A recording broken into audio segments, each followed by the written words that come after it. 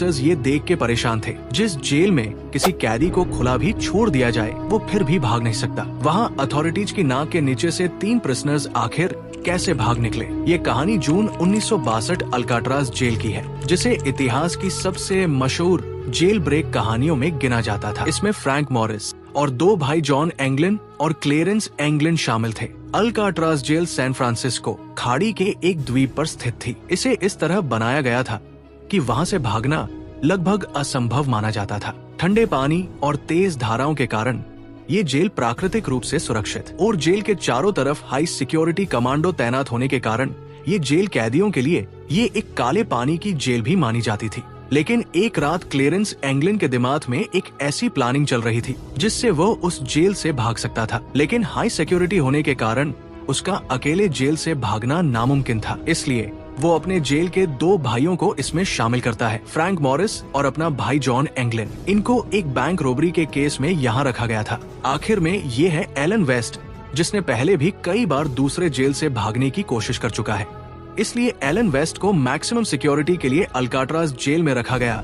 Elon waste इस jail में कई सालों से था, इसलिए उसे अल्काट्राज जेल का कोना कोना मालूम था। एलन ने जेल के ब्लॉक बी में एक लूपहोल ढूंढ लिया था, जहाँ से उनका भागना शायद मुमकिन हो सकता था। लेकिन परेशानी ये थी कि इनके शेल्स ब्लॉक बी में नहीं थे। ये चारों कोशिश कर रहे थे इनको ब्लॉक बी में कैसे भी डाल दिया जाए, लेकिन इनकी किस्मत अच्छी थी कि इनको दूसरे ही दिन जेलर ने इनको ब्लॉक बी में शिफ्ट कर दिया। इनका पहला टारगेट तो पूरा हो गया था, लेकिन अगले 2 साल तक ये अपने अपने शेल्स के अंदर क्या खिचड़ी पकाते रहे, ये कानो कान किसी को पता नहीं पड़ने दिया। अगले 12 जुलाई 1962 डेली रूटीन के हिसाब से जेलर कैदियों को काउंटिंग कर रहा था। तब उसे पता चला काउंटिंग लिस्ट में 3 कैदी मिसिंग थे। जेलर उन कैदियों को इन्वेस्टिगेट करने उनके शेल्स के पास जाता है। तब उन्हें बेड पे सोते हुए देख जेलर को शक होने लगता है, इसीलिए वो शेल्स का दरवाजा खोलकर देखता है। तब वो अचानक हैरान हो जाता है, असल में उस बेड पे कैदी नहीं उनका डमी सर रखा हुआ था, जो देखने में असली सर जैसा दिख रहा था। जेलर को तभी सारी बात समझ आ जाती है और पूरे अल्काट्राज जेल को अलार्म बजा के अलर्ट कर देता है।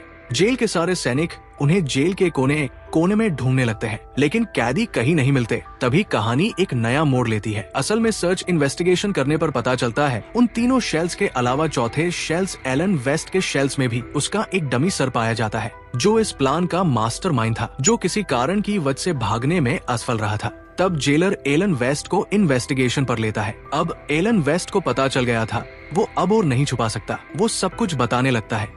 अगले ही दिन FBI को ये केस सौंप दिया और FBI जब एलन वेस्ट की बताई हुई बातों पर उनकी शेल्स को अच्छे से सर्च करती है, तब FBI देखती है ये तीनों अपने शेल की दीवार पर लगे छोटे वेंट को तोड़कर भाग गए हैं। वेंट के दूसरी साइड एक बेसमेंट था, जहां कोई भी सिक्योरिटी नहीं थी। इसी लूपहोल का फायदा इन कैदियों ने उठाया था। जब FBI एलन वेस्ट को और इन्वेस्टिगेट करती है, तब पता चलता है वो इस बेसमेंट की दीवार कूद कर भाग निकले। उन्होंने अपने रेनकोट्स को जोड़कर अपने लिए पहले ही राफ बना रखी थी। पर FBI के लिए असल सवाल यही था, भागने वाले प्रिजनर्स अब कहाँ है। उनके चौथे साथी एलन वेस्ट ने बताया इनके प्लानिंग पे हिसाब से इनको अल्काट्राज से होते हुए एंजल आइलैंड से गुजरकर इनको मैन लैंड में उतरना था, जहाँ ना के बराबर सिक्योरिटी है, और वहाँ उनको एक गाड़ी और कुछ कपड़े चोरी करने थे। अल्काट्राज के आसपास कई महीनों तक सारे मैनलैंड पर छानबीन की गई, लेकिन FBI को कोई चोरी या लुटमार की रिपोर्ट नहीं मिली और न ही इन भागे हुए 3 कैदियों के पानी में सुराग मिले। इस सिलसिले को इन्वेस्टिगेट करते हुए कई महीने हो गए थे। अल्काट्राज आइलैंड की सरकार और FBI को बस ये सवाल मिला, आखिर ये गए तो गए कहाँ, और थकहार कर इस अल्काट्राज जेल को बंद कर दिया। और आज भी लोगों के बीच ये केस एक मिस्टीरियस केस बनके चर्चित है। अगर आपको भी मिस्टीरियस कहानियां सुनने में दिलचस्पी है, वीडियो को लाइक करके चैनल को सब्सक्राइब करना मत भूलना।